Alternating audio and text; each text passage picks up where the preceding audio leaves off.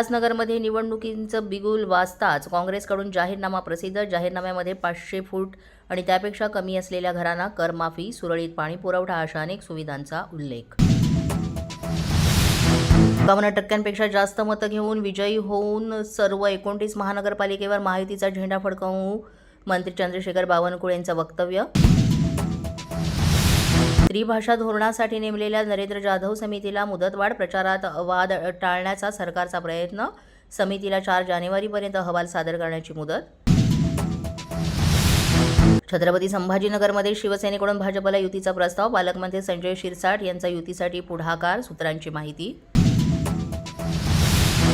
छत्रपती संभाजीनगरमध्ये गुलमंडीवरून शिवसेनेत ticket war. 40 वर्षे जुने मित्र जयस्वाल तनवाणी आमने सामने. दोघांमधला अंतर्गत वाद उफाळला.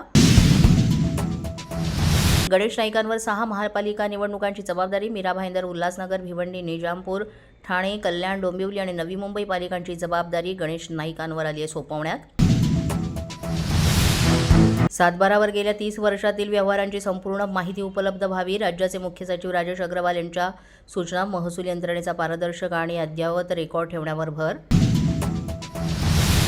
छत्रपती संभाजीनगरमध्ये विमान प्रवाशांना फटका. दिल्लीतील धुके, खराब हवामानाचा परिणाम. विमान प्रवाशांवर विलंब झाल्यामुळे संध्याकाळचं दिल्ली विमान रद्द.